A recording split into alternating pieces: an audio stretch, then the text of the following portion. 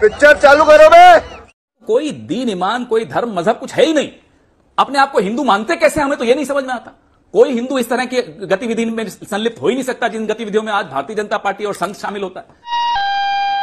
मैं उनको हिंदू में वापस से दोहराता हूं, जो मस्जिदों के सामने खड़े होकर गाली गलौज करते हैं वो हिंदू नहीं है।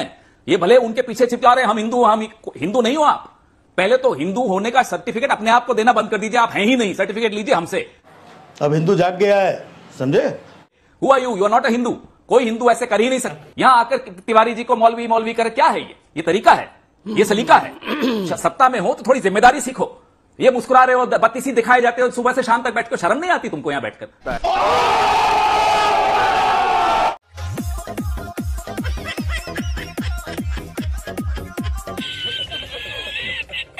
अजीब अजीब बातें करते हो। क्या क्या छवि बना रहे हो देश की पूरे विश्व में?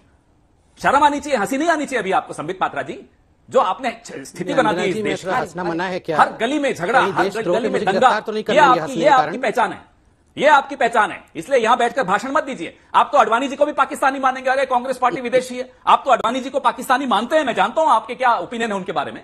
आपको कोई ज्ञान नहीं है, ना इतिहास का ना भूगोल का। अखंड भारत ले आएंगे। अरे 15% तो बर्दाश्त नहीं होते, 45% कैसे लाओगे? ना आप में कोई दिमाग है, ना आपके मोहन भागवत में कोई दिमाग है। ये आपने क्या कह दिया? बहुत ही गलत बोला। इतना छोटा पहले कभी नहीं हुआ होगा।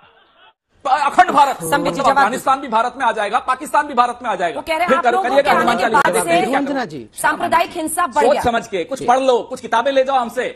समय बहुत है आपके पास, ले जाओ किताबें, पढ़ लो, थोड़ा ज्ञान बढ़ाओ, फिर आके यहाँ भाषण दो और दर्पणीसी दिखाओ। और जब ये चांदनी चौक ये जब दिल्ली से इलेक्शन लड़ रहे थे, संबित पात्रा जी जब दिल्ली से कॉर्पोरेशन का इलेक्शन लड़ रहे थे, जो हार गए, तब ये मुसलमानों के आगे क्या हाथ फैलाकर घूमते थे? नहीं तो सब तो किसी ने नहीं कहा मौलवी संबित पात्रा, ये क्या माहौल बना रहे हो? जब वोट मांगने गए चांदनी चौक,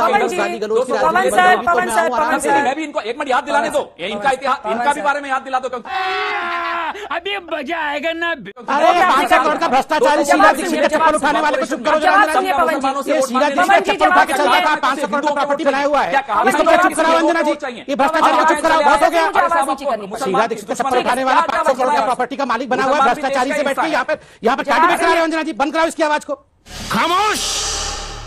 अंजना जी मैं शांति से मुस्कुरा रहा था, उस पर भी हिंदुओं को इतनी गाली दे दी इन्होंने कि तुम्हारी इतनी हिम्मत, तुम मुस्कुरा रहे हो। हिंदू तो ऐसे हैं कि वो मुसलमानों के ऊपर आक्रमण करते हैं, तुमसे तो 15% भी संभाल, तुमसे तो। अरे सर प्लीज, ये अंजना जी मैं इनके बीच में नहीं बोलता हूं, इनकी आवाज को बिल्कुल कम करके रखिए, ये लोग यही डिजर्व करते हैं। अंजना जी इनकी आवाज को कम रखिए, क्योंकि मैं इनके बीच में नहीं बोलता हूं। मैं सबका एक एक करके जवाब लूंगी, जिसका नाम लूंगी वही बोल पाएगा। ऑन एयर उसी की आवाज जाएगी। इन बेवकूफों की आवाज को कम रखिए। अब ऑन एयर जिसकी आवाज जाएगी उसी की जाएगी। Please please Pawan ji please. Order be serious please. Sambit, देखिए अंजना जी मुझे तो बहुत तकलीफ होती है कांग्रेस की ये हालत देख करके। आज पवन खेड़ा जैसे व्यक्ति की हालत आप देखिए, मतलब खाली गाली देना बच रह गया है, बाकी सब कुछ इन्होंने कर दिया। कितने शांतिप्रिय तरीके से डिबेट चल रहा है। ये जो बौखलाहट कांग्रेस पार्टी की है, ये जो हिंदुओं के प्रति नफरत कांग्रेस पार्टी की है, ये भी नफरत फैलाने का काम करते हैं। आज कांग्रेस पार्टी का एक बात अंजना जी याद रखिए, जिसने हिंदुओं पर, निरीह हिंदुओं पर गोली चलाई, जिसने भगवान राम के अस्तित्व पर सवाल खड़ा किया, जिसने हिंदुओं के खिलाफ षड्यंत्र किया है, याद रखिए यह सनातन का पावन भूमि है, यह शंकराचार्य की भूमि है, यहां उनका अस्तित्व मिटेगा ही मिटेगा। राजनीतिक अस्तित्व समाप्त होगा ही होगा। यूं ही कांग्रेस का अस्तित्व समाप्त नहीं हो रहा है। जिस तरह से ये कांग्रेस, इन कांग्रेसियों ने षड्यंत्र करके 2013 में एक बिल इंट्रोड्यूस करने की कोशिश की थी, जिस बिल में अगर देश भर में कोई भी दंगा होता है तो उस दंगे का जिम्मेदार केवल हिंदू होगा और कोई नहीं। ये जो कम्युनल वायलेंस बिल ला रहे थे, केवल और केवल हिंदू ही जिम्मेदार होगा। नतीजा 2014 में क्या हुआ आपने देखा है। अंजना जी, हिंदू कभी भी हिंसक नहीं हो सकता है। और मैं ढूंढ रहा हूं, जिस दिन शाहरुख खान मिल गया उस जिहादी को जिंदा जला दूंगा, और जलाने के पहले उसकी चमड़ी उधेड़ करके उसको दिखाऊंगा। हनुमान चालीसा का उच्चारण करके हम कभी मुसलमानों के ऊपर, हमारे भाई हैं, कभी किसी के ऊपर हमला नहीं कर सकते। मोहन भागवत जी कितने सीनियर व्यक्ति है, उनके लिए आपने मेरे लिए कह दिया होता कोई बात नहीं, हम उम्र हैं, आपने मेरे लिए कह दिया होता, चलिए ठीक बात है। ठीक है। मोहन भागवत जी के लिए इस प्रकार के शब्दों का, कौन है ये लोग, कहां से आते हैं ये?